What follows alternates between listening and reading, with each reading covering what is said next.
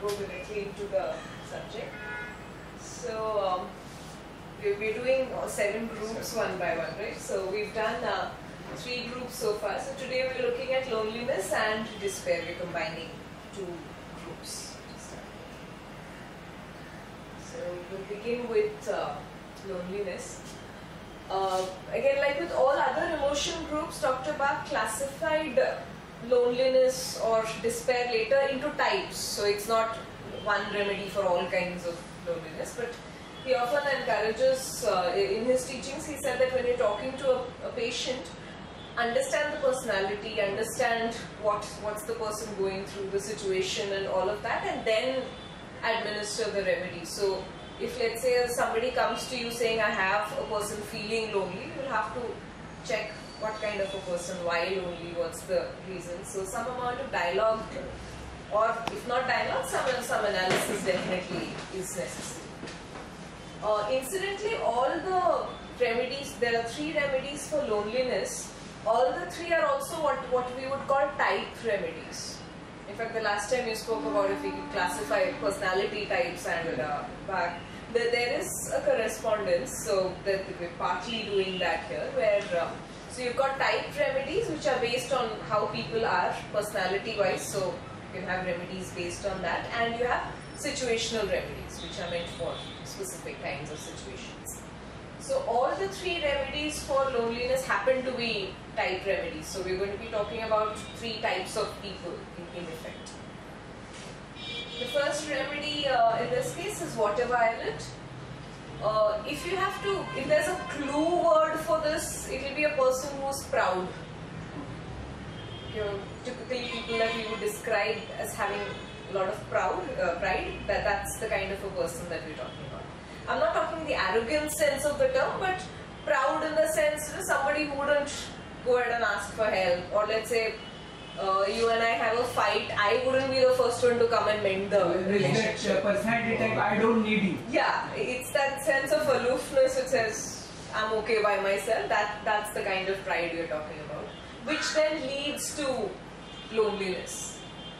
And because of that personality type, these are people who will tend to be aloof because they don't want a very intimate relationship which then becomes dependent, and then it's difficult to become distant. So they may come across as being very cold initially unless you know them very well, and then you realize that they're actually pretty good people. So if you find a person in general being very aloof, very distant from people, then water violet is a great remedy, where it's for people who prefer to be alone. Even if it's a group, you'll find them standing alone and doing their own thing. And in the process, they may feel lonely, but they'll never admit it. They'll never come out and say that I need friends or I need help. So that's the kind of a person we're talking about. So water violet breaks the emotional resistance layer and actually helps these people to connect better with others. It initiates a need to be warm to people, to connect and to socialize to some degree.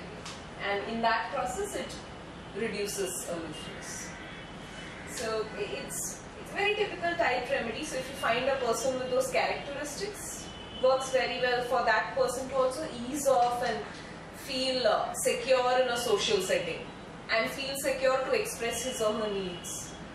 Even with children, there are some children who will be very open about the fact that, oh, I've gotten hurt, I want attention and I want this. And there will be some who will never tell you that they've gotten hurt or they're injured or something's gone wrong and they're hurting. So with those kind of personalities, it's a good remedy to use. In terms of physical correspondence, water violet corresponds to this part of the ankle, just above the ankle bone. That's where, if there's an injury or something there, it maps well there. There are other parts of the body as well, but it maps clearly there.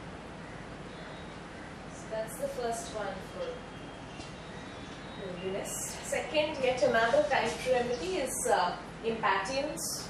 As the name suggests, the root word here is impatience. So these are kind of people who are by nature impatient from the perspective that they believe that they can do things better and faster than other people. And they are genuinely, usually very skilled people, very intelligent, and therefore there is very low tolerance for somebody else's lack of skill or somebody else's slowness. And in that process, these people might get lonely in the sense that they have a feeling that nobody understands me. What in effect they don't understand is they are forever criticizing other people in terms of saying you're too slow and you're too tardy and you're too this, but they think that that's just genuine feedback, and they don't sense that other people might actually start being distant from them, because for the other it's criticism. Right? So people who end up creating loneliness as a result of their skill, so to say, for them impatience is a great remedy. It helps them to be a little more tolerant, and it over a period of time, impatience actually helps to increase tolerance and empathy. You find people who, and in a fairly fast acting way, so even if you take impatience for a couple of days, you will find people suddenly going calmer and actually being able to interact with people rather than criticize them. So again, a pretty wonderful remedy. Also a useful remedy, not so much from the loneliness point of view, but for stress levels, reducing stress levels in general. Impatience is a very good remedy. So if you're feeling mildly stressed out in general, you can use this as a the kind of stress where let's say your papers are stuck in a government office, that kind of stress, it helps there. The stress normally is seen by the impatient people. Yeah. Or the stress which doesn't have to be for an impatient person, but genuinely when there is red tape and you get very irritated, it helps to lower that kind of irritation. So that's impatience. And the third one for loneliness is Heather. If you have to find a description for this kind of loneliness, here you're talking of loneliness that comes from the whole me kind of personality. These are people who you'll find would compulsively talk about themselves, even to a stranger. So let's say even if I've met you for the first time, I have no problems talking about my life story to you and talk of what are the problems I face and struggles in my life and all of that. So these are people who can't stand being alone.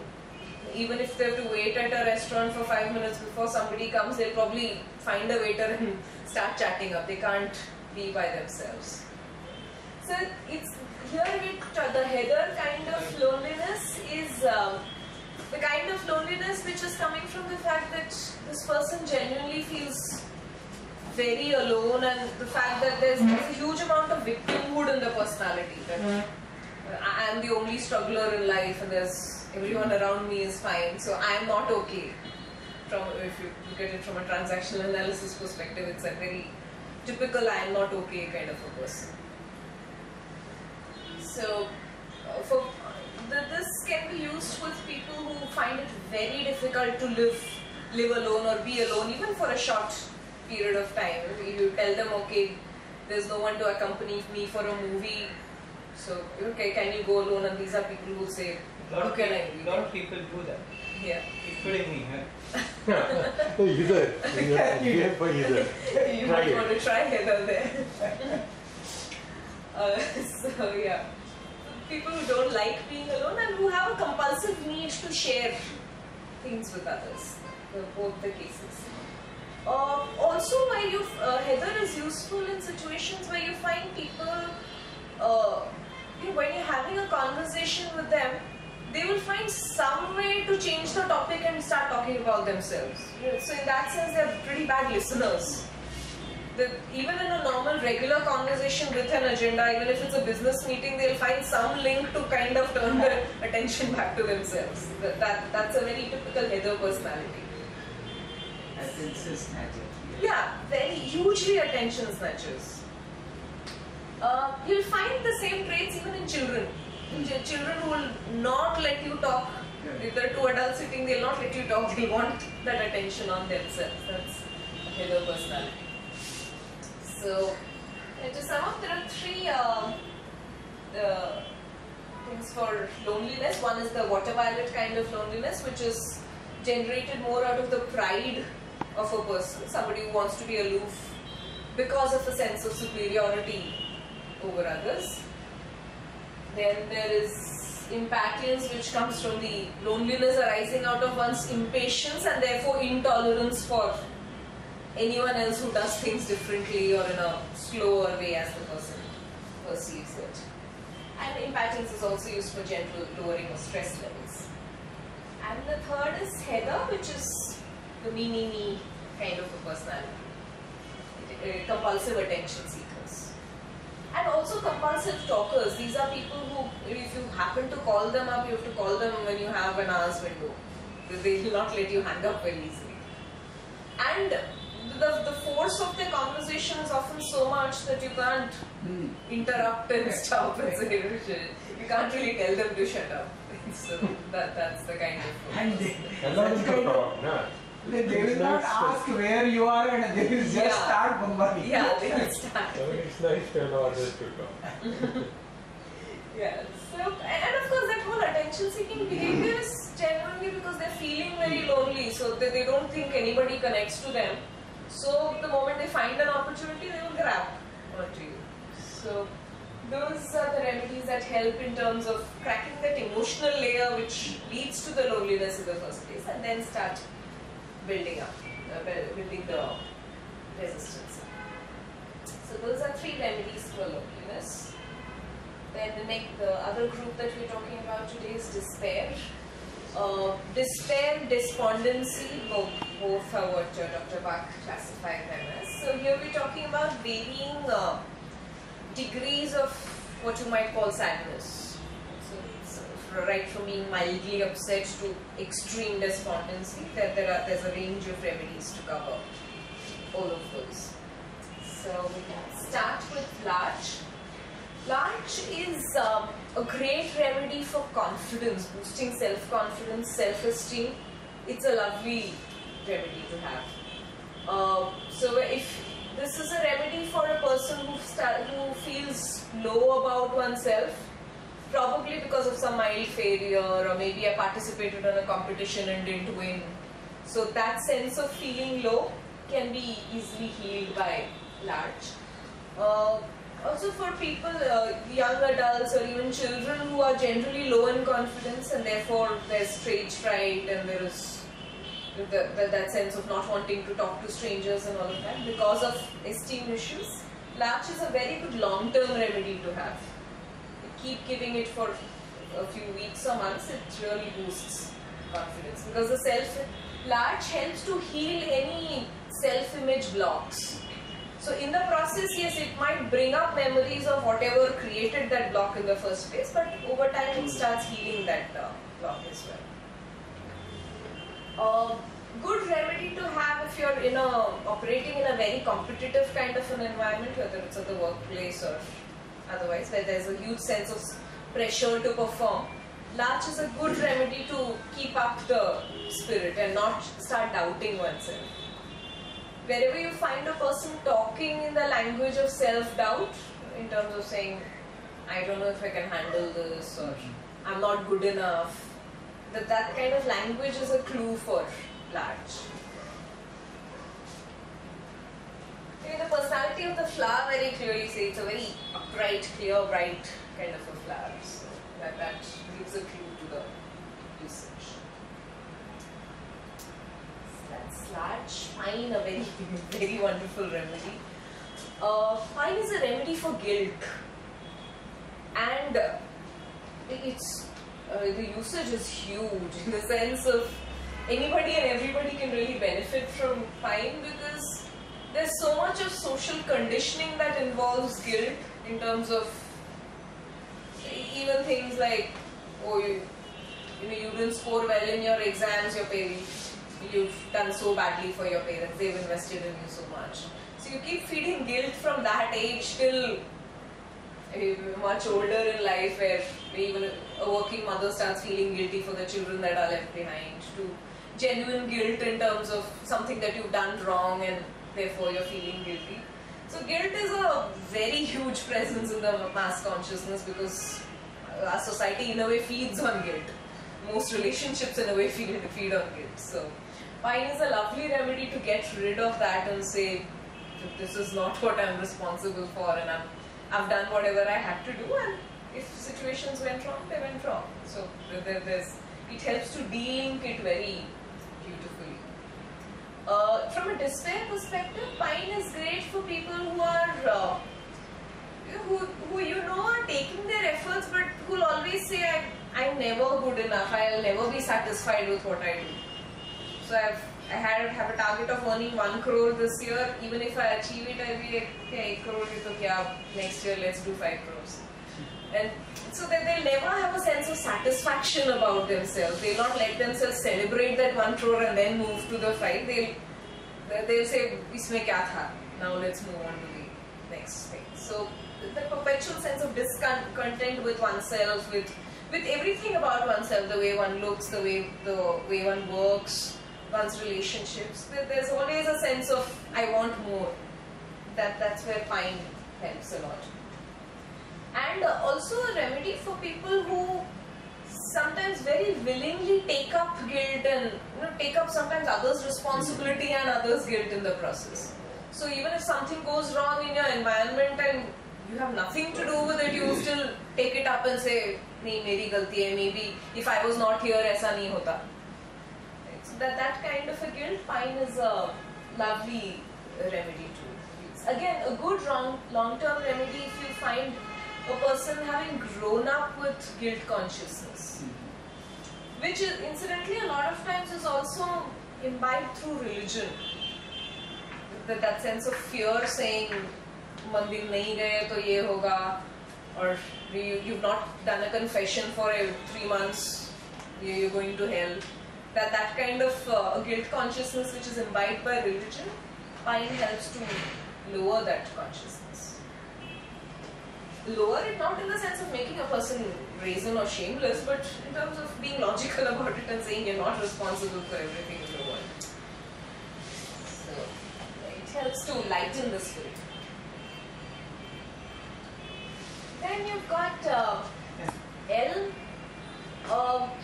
If I have to state it in one way, the way I put it there, it's for a weak moment in the lives of the strong.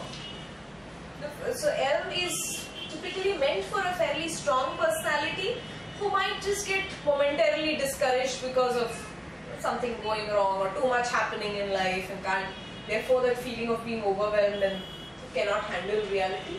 L is a remedy for that sort of a Sort of depression. Mild depression where you're saying, oh God, there's too much to handle, I don't want to do this. So that kind of a momentary depression, not extreme sadness, but mild depression. So when you feel sometimes overwhelmed by responsibility, there are too many people and things to handle, L gives strength there. Also a sense of exhaustion sometimes, in the sense, I've done enough and there's nothing more that I can do in this situation. There, elm is a remedy for strengthening a person. Busy corporate executives and all this. You see, and also fairly responsible. Somebody who's not shunning away responsibility, but at the same time, but feeling some frustrated because of the not cannot handle something. Yeah, but there's way too much to handle. How much can I do? That kind of a statement is a clue for elm. There is one example. Sorry. The actress who expired 3 months back, Suchitra Sen, what is told and what is observed about her, she had an illustrious career, and one of her movie, it didn't generate any results. And then he stopped acting. And she practically discarded herself from the tender industry. Okay. Is this the reason for despair? Can this be overcome?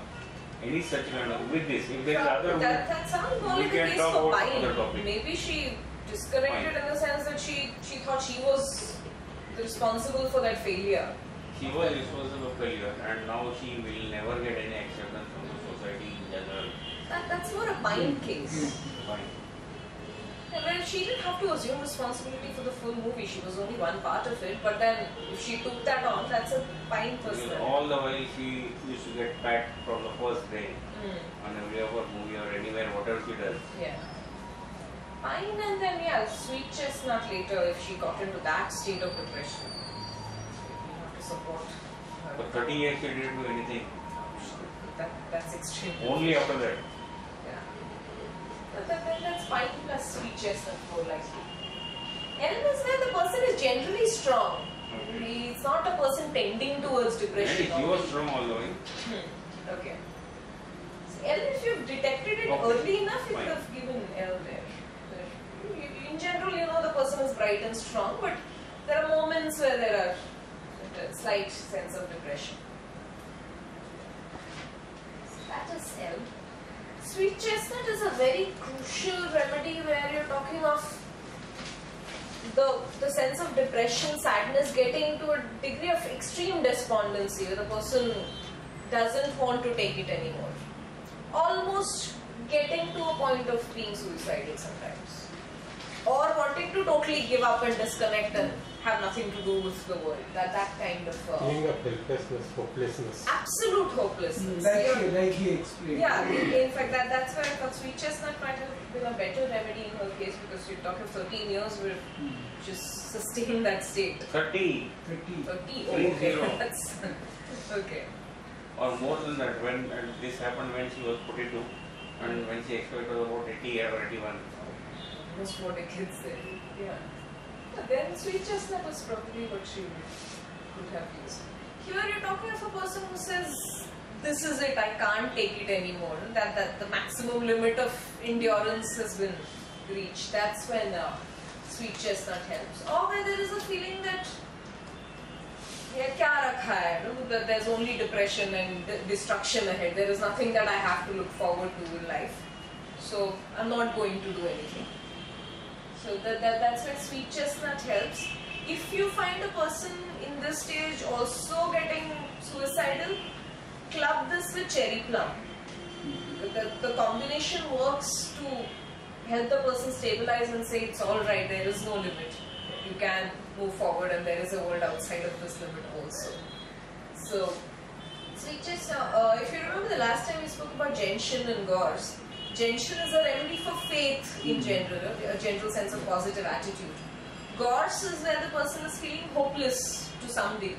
Sweet Chestnut is the other extreme of hopelessness, where you've crossed the gorse state. Gorse is for regular sense of hopelessness, it's okay. Sweet Chestnut is where the person is not even willing to listen and talk and enter into a conversation where you're trying to encourage. If the person refuses to enter into a conversation, then you're possibly looking for Sweet Chestnut. But this combination, if you're going to give, you have to give it equal amount. Yeah. Depending on if you find the person about to jump off, probably dump him in cherry plum first and then get here. But yeah, otherwise pretty much equal alternate in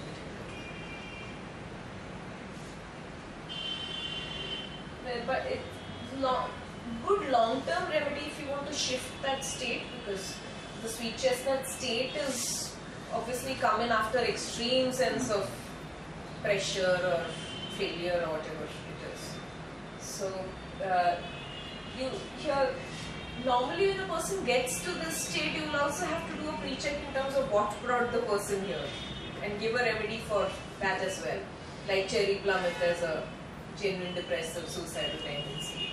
Or it could be where there are personality, let's say low esteem which has resulted in this over a period of time, then you want to combine Larch with Sweet Chestnut. Like let's say a person who's depressed because of a general unsuccessful career, keeps getting laid off or keeps losing jobs. There it's a case of Larch because there's a self-image issue, and then combine it with Sweet Chestnut. So see what is leading to this state first.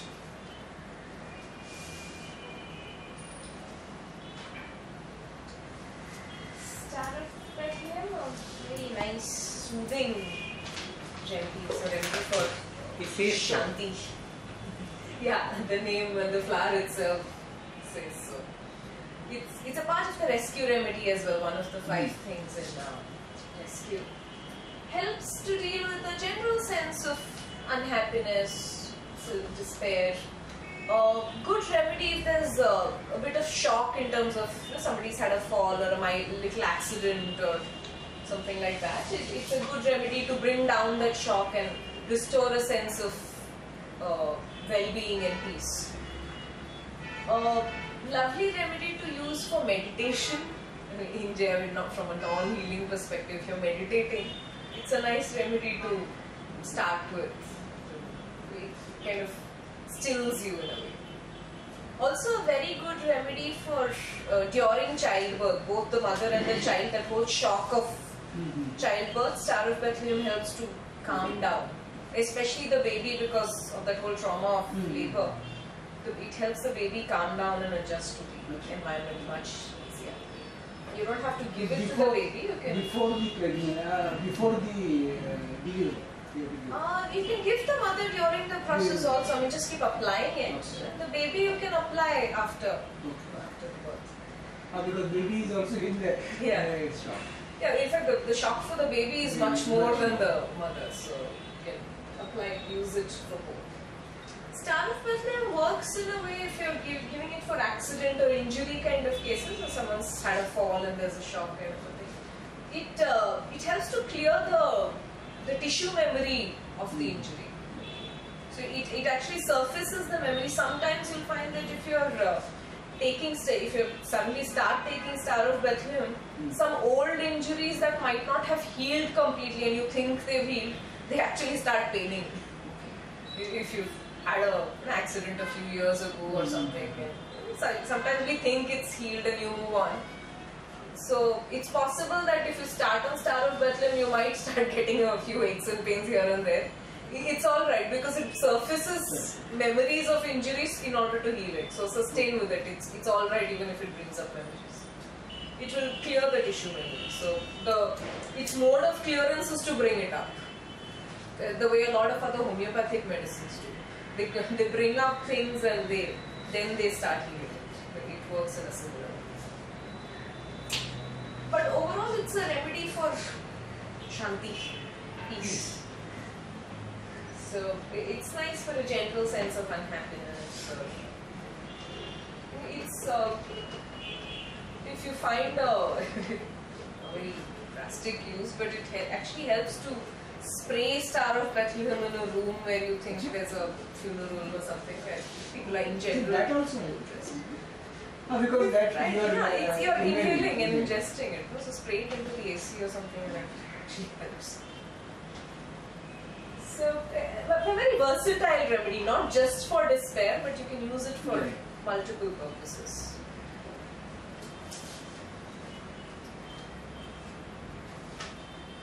And if you're using it for physical injuries, then do it in a sustained way till it completely heals up. But then in that case, it should be near around the location of injury or as usual on the form? No, you can apply it on whatever the location is, you can apply it there. It might initially actually increase the pain for a while, that's okay. It's increasing it to just bring the memory out. So that's alright, you can. Look at the nature of the flower is also such, it usually pushes up to the plant and then surfaces. That's the way it tends to work. It actually brings it up to the skin level and then it gets out. So that's Star of Bethlehem. Willow, Willow as the willow plant is a very droopy kind of a plant. You'll find it a lot in up north, Kashmir, all those areas. It's a tall plant, but the leaves are droopy, the flower is droopy. If you look at the flower, it's kind of hanging. So it's the sort of a remedy which is for a person who's feeling droopy, sad, very extreme sadness. It's a remedy for that kind of despair. Where if you look at the willow as a personality, you will look at people who are in general unable to accept adversity. Why me? That's a willow symptom. You know, why did this have to happen to me? What did I do wrong? सब कुछ तो अच्छा किया था. Where have I sinned? That's the kind of a willow personality. The people who keep feeling sorry about themselves. हमेशा मेरे साथ ही बुरा होता है. That's the kind of willow personality. Also, when you find a person in general in a sulking mood or constantly grumbling about something, a few drops of willow actually sparks the person up, like almost instantly. There's a sense of cheerfulness that you find with willow. If you have to grade it, you're talking of a pretty high degree of sadness and sorrow. Not the sweet chestnut level, but lower than that.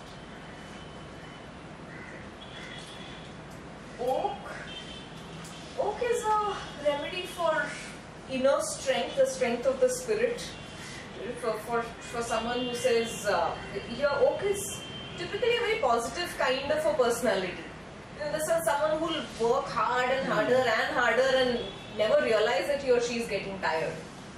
For that kind of a personality, oak is a very good remedy where it keeps giving them strength, it keeps boosting their strength. Good remedy for athletes, extreme athletes who are very physically active. It helps those, and in general people who are overachievers, extremely ambitious, oak helps to kind of fuel them. And for those kind of people, if they get despaired, it's more because, I've not done enough. It's not that they've not done enough, but they want to do more. They're generally very ambitious. So oak helps to heal that mood where they're saying, I've not done enough. It gives them strength to keep propelling it further. Oak is also a lovely remedy from a physical point of view if you're feeling very tired and energyless sometimes. After a long day or after a journey, there's a sense of sheer physical exhaustion. Oak helps to gain that strength. It's like having a glass of Glucon-D or something. It actually helps to gain physical strength. Dr. Bach also spoke of oak as a remedy for common sense, in the sense of it actually helps the overachiever, ambitious kind of a personality. Oak actually helps the person to say it's time to give up. Where sometimes it doesn't really make sense to sustain, you really need to break the loop. And these are people who will find it very difficult to give up. Oak actually helps them to say, it's alright, you've done enough now, stop it, now give up. Take a break. In a very commonsensical way, not in terms of saying stop making efforts, but in terms of saying it doesn't make sense to make effort here. So now stop it. So be in the flow. It helps to commonsensically know where to stop. The oak personalities typically are the sorts who are extremely persistent, they'll never stop. And sometimes you really need to stop because it doesn't make sense to it. So oak is a remedy for that, where you can tell them that this is it now, stop there. The way oak works is it helps you to gain inner strength to a degree where it tells the person, okay, I already have it in me, I don't have to achieve it outside. So the compulsiveness to achieve it outside is in a way stemmed by oak. It doesn't make the person less of an achiever or less ambitious, but just curtails it to a good degree. And finally there is crabapple for despair. The crabapple kind of despair is more people who are in general, they feel very ugly or irritated or bad about themselves in a physical sense, that I'm not clean enough. Or sometimes people have that compulsive thing of washing their hands, or they carry that sanitizer and keep using it. Crabapple is a remedy for that sense of uncleanliness, which is more psychological than real. Also a good remedy for people who are very paranoid about cockroaches and flies and lizards, and they can't take it to an extreme degree, because anything that is yucky, creepy, crawly, unclean, it gets an extreme reaction from these people. For those, crabapple is a lovely remedy in the sense it cleanses. It's a natural cleanser. Very good to use if you're doing any sort of a detox diet or something like that. Crabapple is a very good addition. It really magnifies the effect of Detox. No, detox a diet means what? Do we have to combine the food? Yeah, you can put it in the food or in the water when you're having it. It really enhances the... Even for skin disease also you can use. Yeah, even for skin disease, if you have minor scratches and burns and stuff, crabapple actually helps. It's also a good, like if you've just had an injury and you don't have any medicines or anything, just pour some crabapple on it. It will ensure that there is no infection. Sometimes you don't get water or anything nearby. A few drops of crabapple actually ensures that it cleanses the toxins out of it, so there's no infection at the end. Especially if you're dealing with a lot of animals and they tend to scratch and all of that. You can't keep cleaning all the time, so there crabapple helps a lot. In general, it's a nice, for healers, if you're doing a lot of healing work, it's a good remedy to have once a week or so, just as a cleanser. Even if you're not in despair, just as a cleanser, it's a nice remedy. Have it one day intensive. Just for a day. Yeah, once a week or so. In the Just bath put it in water. bath water. You can do it with bath water also, or just ingest it, because if you want to detox the whole system, it's a nice remedy to have. Put it in a bottle. Because like that healer do with salt and all. Salt water, yeah. You can do that also. It magnifies the effect. But in general, ingest it a little bit, doesn't hurt. So do that. Put a few drops of crabapple in a bottle and drink it. It's cleansing. Overall, the impact of crabapple is cleansing. So it's not something that you would use for extreme despair, but you would use it for when a person is trying to deal with a memory of something that is bringing up despair. It sort of cleanses the effect of that memory. So it's a very good support remedy for all the others, because it helps to kind of cleanse the whatever is the residual part. It purges it out of the system. So yeah, that's crabapple. Very good for skin infections. So yeah, that's for today. Thank you very much. Thank you.